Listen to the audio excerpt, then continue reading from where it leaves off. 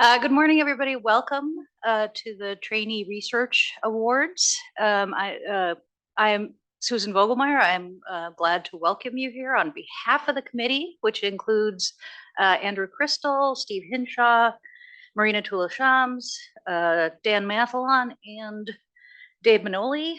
We are very proud to have to congratulate our two of our four trainee research awardees, Richard Jin and Mark Gergues. I want to remind trainees that the Trainee Research Award happens every year. Please submit your application. The application is really easy. It's around November, December. We'll put out a call for them.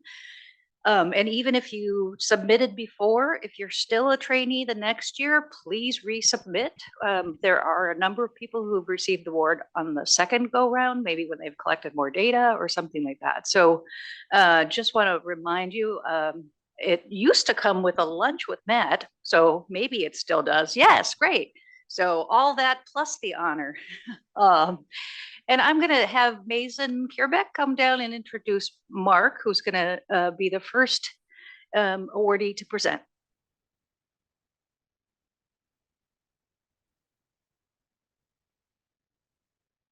All right. Good morning, everybody. So it's really kind of my pleasure to introduce Mark Gergues, who is giving this talk today. So I don't know, Mark might be one of the first PhD candidates to actually get this award, and I think he's incredibly, it's incredibly fitting for him to get this award because he's someone that has long had an interest in kind of basic science mechanisms of understanding kind of normal adaptive behavior to understand how these mechanisms go wrong in neuropsychiatric illnesses. So Mark got his undergraduate at Rutgers, and there he worked on kind of molecular mechanisms in the hippocampus that control antidepressant responses, and then came here to the neuroscience graduate program to work in my lab on how the hippocampus controls kind of anxiety-related behavior. And so he's done some incredibly elegant work in my lab, first mapping out the anatomy of the ventral hippocampus in a really nice Nature Neuroscience paper that came out a couple of years ago. And now he's kind of followed that work up to look at kind of how is it that the thalamus interacts with the hippocampus to control different kinds of avoidance behaviors. He's won numerous awards for his work, including the Kavli Student Award from the Neuroscience Graduate Program. And now he has the DSPAN F99K00 Award from NINDS to support his work, both as a postdoctoral fellow as well as as a graduate student and 4 years as a postdoctoral fellow. So it's really my pleasure to introduce Mark to give this talk. Mark.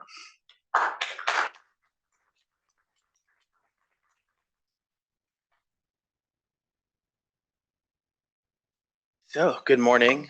Thanks, Mason, for the intro. Thank everyone for having me here. I'm very excited to talk to you guys about what I've been working on.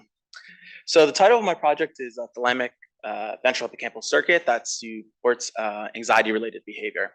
And so I don't think I need to explain to this group of people about why anxiety is important or anything like that, so bear with me.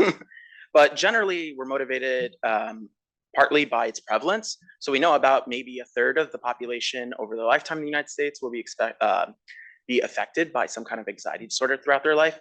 And if we look at just the snapshot of like, say, 2021, about 1 in 5 people will actually be affected by anxiety disorder. So clearly it affects a large amount of people. And so what we know about treatments is that they tend to vary a lot in efficacy. And even with treatment, maybe only 50% of patients remit to first-line therapy. And so if we think of what kinds of treatments, just 2 examples. One example is benzodiazepines, which work acutely, however, can be habit-forming in long-term, and such could precipitate a substance use disorder. And we have other things like serotonergic modulators, such as SSRIs and buspirone, that have delayed onsets and huge side effect profiles. And I say all of that just to say, basically, we need better treatments. And the lens that I would like to focus on how we can address that and begin to develop better treatments is to actually try to understand more about how is anxiety generated normally in the brain, and who are the key players in the brain that can mediate these kinds of things. So if you let me take a step back, what I'm actually really interested in understanding is how is internal state encoded and modulated in the brain? And the specific internal state that I'm interested in studying is actually avoidance. And so we know that animals and other organisms constantly have to integrate their information and cues from their external environment, as well as their internal states, things like satiety or thirst, and so on and so forth, that is then integrated to then drive some sort of reward versus threat prediction to then be evaluated and drive an approach or an avoidance behavior. And so I work with mice. And so our little examples, we have little Fred here, who realizes he's terribly hungry and has to constantly make a decision between foraging and exploring for food, while at the same time making sure to avoid potential predators. And so I want to emphasize this because this is an important survival response that's adaptive for normal behavior, right? And the issue really comes to, or the way we kind of think about it, is overdoing it is when it becomes maladaptive. So overusing this strategy of avoidance, even in say non-threatening situations, can lead to loss of potential rewards and diminished quality of life. And so we know all over the brain, there are multiple brain regions that seem to be implicated in modulating emotional behavior. So where do we actually start? And so to make a case for one brain area, we don't need to look too far, we can say local. The Sohal and the Chang labs had actually shown that if you record in patients across the amygdala and the hippocampus, you could actually find that variation within beta coherence between these two areas could actually predict severity of anxiety systems as rated by the Beck Anxiety Inventory Scale, right? So already we know in humans at least that the hippocampal activity can be important for understanding anxiety. And so our lab focuses mostly on the ventral pole of the hippocampus, so ventral hippocampus. And if we fast forward to more recent work that's been done in our lab, if you actually record from individual neurons in ventral CA1, you can find that there are populations of neurons that seem to be selective for when animals traverse into the more anxiogenic contexts. So for in this case is the elevated plus maze and going into the open arm. And you can find that there are individual cells that increase their activity and their overall activity rates are higher. And if you actually optically inhibit the ventral CA1, you could actually increase the amount of time that the animal will actually spend in these anxiogenic contexts, suggesting that it really does have a causal or important role for processing anxiogenic information.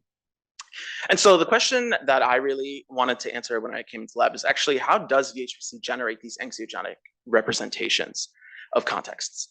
And so the first thing we know from previous literature is actually that VHPC is a functionally diverse region. So we know that its projections to the medial prefrontal cortex have been related to anxiety-related behavior, the nucleus accumbens for goal-directed, the lateral septum for feeding, the BNST or the bed nucleus of the striatum terminalis for stress response, the lateral hypothalamus for anxiety, and the basal amygdala for contextual fear conditioning. And so we wanted to know, well, is this diversity in function actually responsible for its heterogeneity among projection neurons? Like, do we have these labeled lines where separate populations control one behavior? And so the two ways we wanted to answer that was one, what actually are the projection patterns of ventral CA1, ventral hippocampus? And two, do those different neurons have distinct presynaptic inputs? And so the first way we chose to target the heterogeneity in output projections is we turned to MapSeq, which is multiplexed analysis of projections via RNA sequencing. And so the idea here is that we infected individual ventral CA1 neurons with their own unique RNA barcode identifier that's then trafficked down the axon. And then 44 hours later, we excise the ventral CA1 and we take 7 downstream regions that we were interested in. So again, same areas, the prefrontal cortex, lateral septum, accumbens, basal and central amygdala, lateral hypothalamus, and the BNST. And in green here, you're just seeing the GFP labeled barcode. And so we were able to profile about 2,500 neurons across ventral CA1. And so what you're seeing here in this heat map is that each row is an individual RNA barcode or putative neuron. And in red is its relative projection strength to those downstream areas. And if you just wanted like a global overview, what we can find is that the overwhelming majority of ventral CA1 neurons only projected to a single target, so 77%. And so, but we also found interestingly is that there's about 18% of neurons that project to 2 areas, which suggests that maybe there could be divergent function among neurons that project to 2 areas simultaneously versus just 1. And if you just wanted a nice kind of look at the probability of connections between 2 areas. So for example, for the PFC neuron, PFC projecting neurons in ventral hippocampus, what is their probability that they also project to the lateral septum? What you can find is basically the lateral septum projectors tends to have a high probability of connecting to more than one area. And so that's for that. And then I'll just skip to the next part, which is what have we done to understand about distinct presynaptic afferents. And so the way we chose to do that was to do trio rabies tracing. And the idea here is that we looked at retrograde labeling of just 6 different projection neurons in ventral hippocampus, ones again that go to the PFC, LH, and so on and so forth. And then we just looked to see if there's any differences in the proportion of those inputs. And so here you can just see the expression in each of the starter cells within ventral hippocampus. And one of the interesting things that we found is one preferential bias, that one area specifically that the medial thalamus, the paraventricular thalamus, actually seems to send preferential input to the ventral hippocampus. And what's actually even more interesting is the neurons that receive the most PVT input are the same neurons that our lab had previously shown to have this high enrichment of neurons that are selected for anxiogenic context. So this suggests that maybe PVT might be an important input onto these cells for generating that response. And so just a quick little summary of that part so far about the circuit organization. One, we know that now the majority of the HPC neurons seem to project to one area, while other ones send bifurcations, with the lateral septum being the most prevalent. And that there are input-specific biases across the brain, such that ventral hippocampal neurons that project to the lateral hypothalamus see the most dense input from the paraventricular thalamus.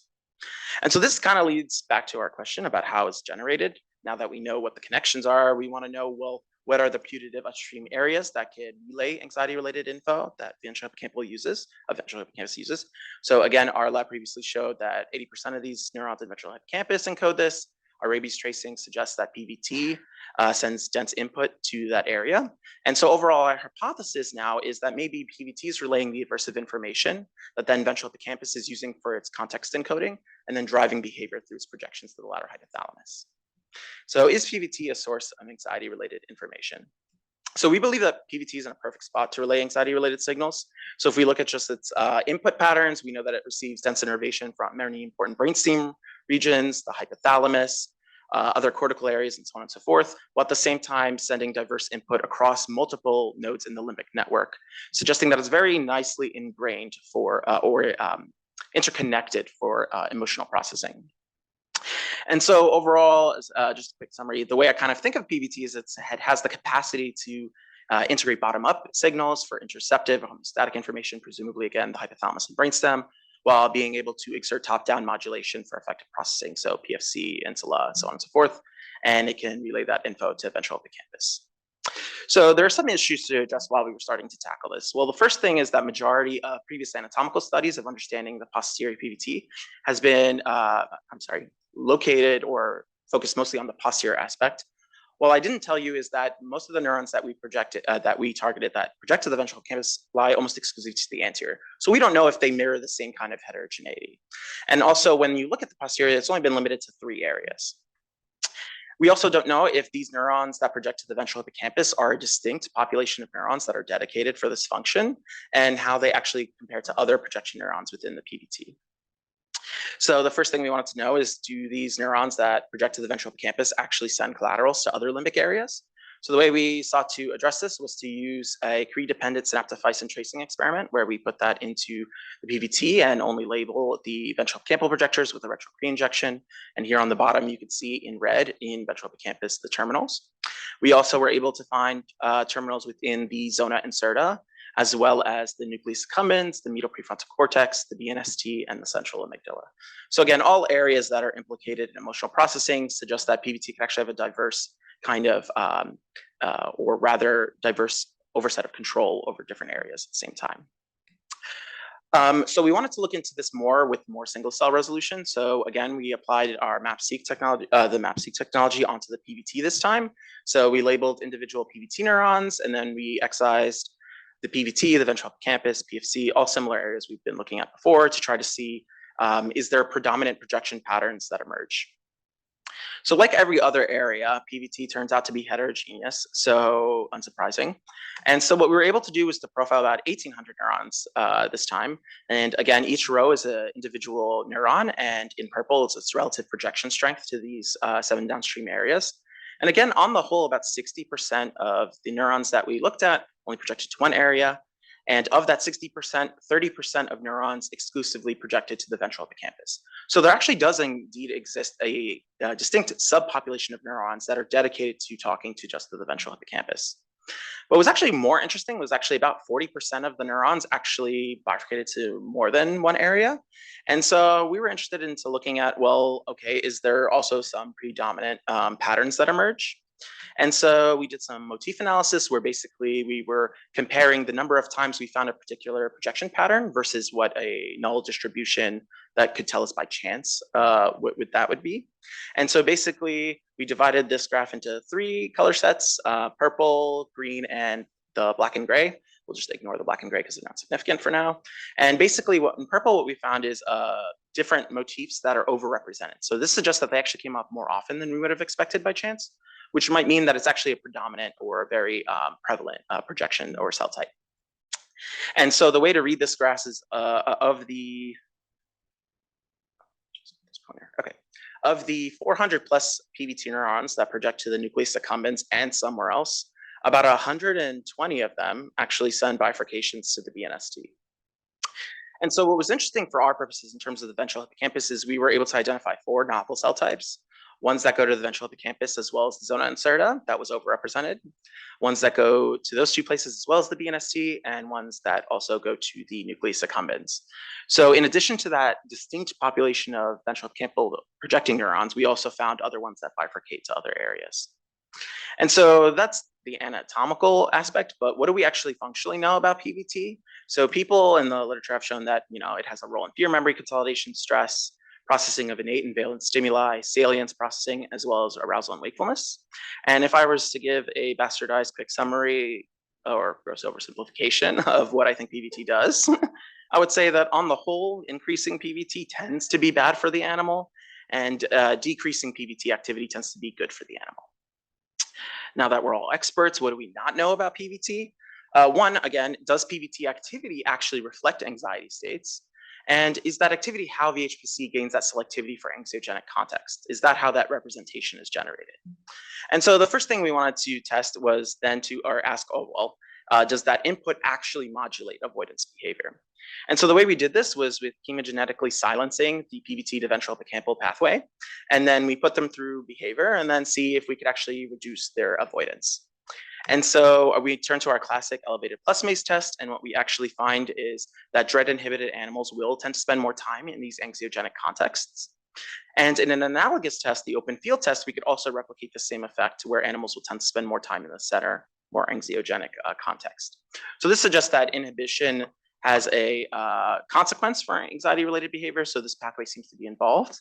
And we also found some interesting trending results where we showed that dread inhibited animals tend to have lower latency to approach and consume a food reward. So this suggests to us that actually inhibition of this pathway promotes approach behavior, which is in line of what we think PVT actually does. So to give a summary on just what the official story is, in part 1, we talked a little bit about the organization, which again, VHPC neurons project to one area mostly. The bifurcating ones also exist. They have biases from upstream areas. And for the thalamic part, we know that these PVT to ventral hippocampal projections are a dedicated neuronal population that in addition to others collateralized to the zona incerta, BNST, and nucleus accumbens, and that inhibition of this pathway results in reduced anxiogenic behavior. Now, I wanted to talk a little bit about what we have cooking in the lab now, about how we're trying to further kind of understand this. For one thing we've done is to show that actually if you chronically silence with tetanus line chain toxin, the PVT to ventral hippocampus pathway, you could actually also reduce avoidance in the open field test. If you actually then choose to then look at how optogenic excitation can have the opposite effect, right? Is this a bidirectional circuit? And so we turn to the redshifted carmine opsin, excitatory opsin, with then PVT and bilateral fibers over the ventral hippocampus. And in an closed loop fashion, anytime the animal entered an anxiogenic context, they would get 20 Hz stimulation. And so basically overall, what we were able to show is that animals that had excitation of this pathway actually had more entries into the elevated plus maze and a trend to spending more time there. So this is interesting because we had shown that inhibition had a similar effect. And so we're starting to think now that it's actually more complicated. It's not just the nuance of up is good and down is bad, or so on and so forth. But actually what's probably more important is ongoing network activity between the 2 areas. And anytime we introduce noise with either excitation or inhibition, we break the circuit, anxiety behavior drops out.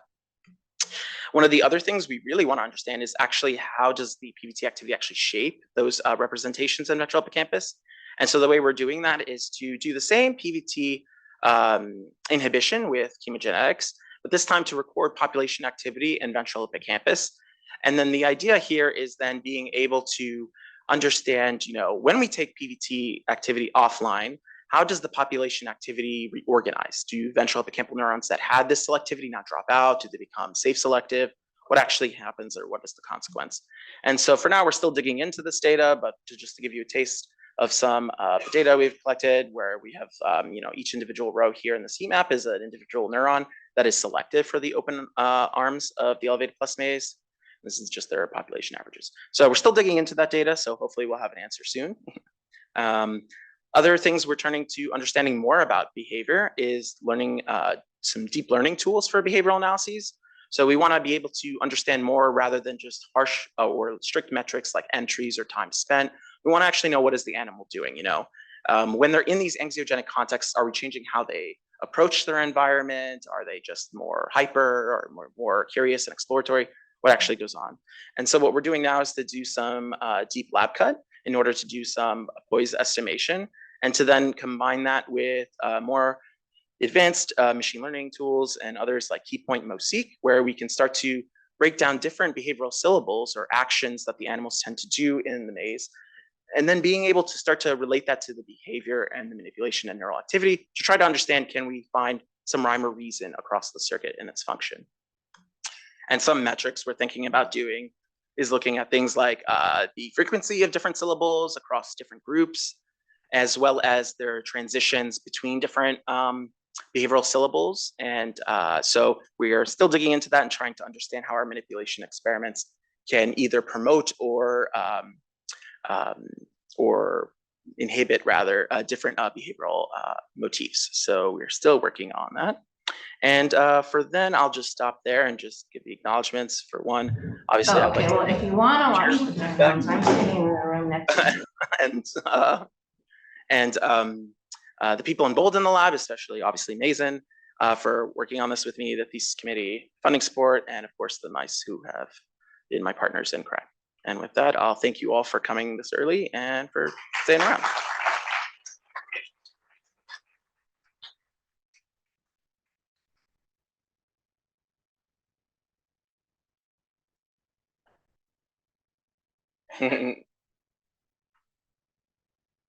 Thanks, Manny. I really enjoyed your talk. Thank you so much, and your style of giving it. I have a question. So if there's, you mentioned this at the end around like, what are these behaviors? How do we map these behaviors, and what do they look like? What do they mean?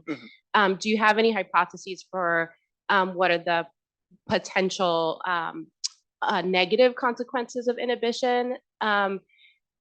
If you could speak to that from a behavioral perspective. Yeah. I guess the main negative one that I think is that if you overdo it, and rather than promoting avoidance behavior, you've reduced it so much that they never avoid a threat that's realistic. So that's certainly possible. And I would expect that with probably some more extreme manipulations like high stimulation or things like that. So I expect that. But it is interesting because we still so know little about both areas and how they actually orchestrate behaviors like that, and whether or not they settle on some kind of balance or threshold for, all right, now it's time to switch to one behavior or another, or is it truly just one big dimension, and it really depends on how the activity is actually happening. So it could be anything and everything. We're hoping now to try to go through a number of different innately valenced stimuli to try to see if we can tease apart what actually is happening, whether the processing is overall different. Are we just turning down a volume control? So it's still open, but it's a great question we're looking into. Thanks. Thank you.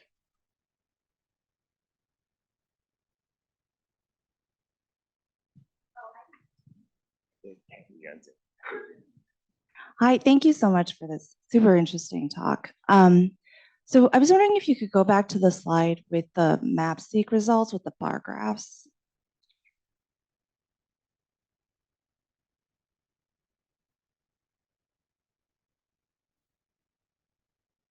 Too far. This one? No, sorry, before that, earlier. Sorry, it's like very. For the ventral hippocampus, you mean? Yes. Yeah, that one. The one that you just flashed. Oh, this one. Yep. Okay. Okay. All right. So you honed in on this on the yellow bar.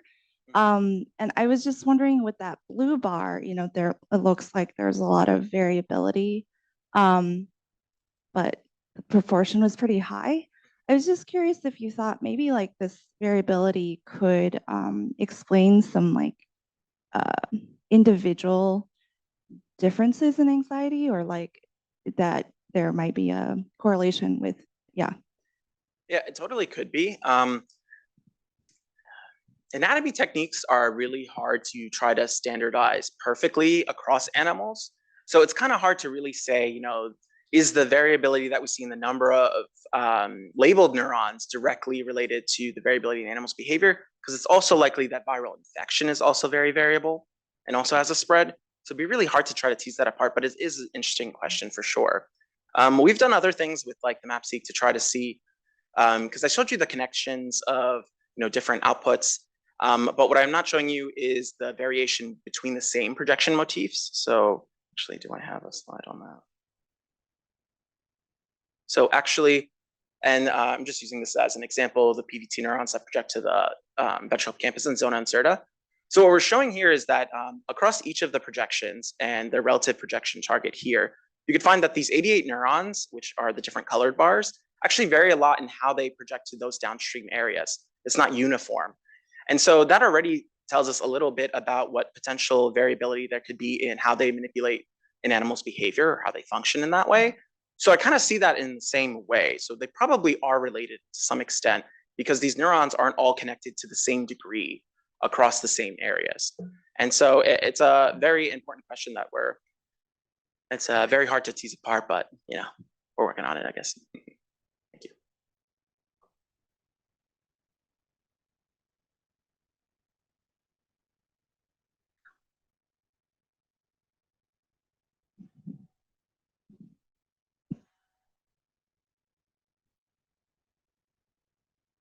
Hello.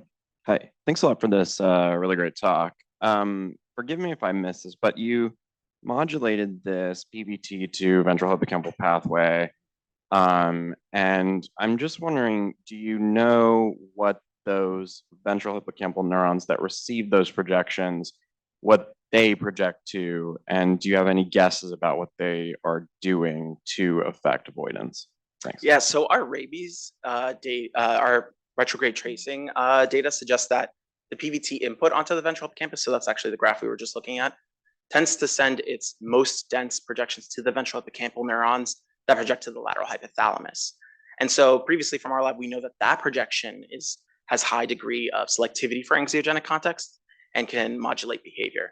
And so we were kind of working up, going one upstream to try to see how that's actually generated. And so presume on the whole, majority of those neurons in the PVT that project to the ventral hippocampus tend to project to the lateral hypothalamus.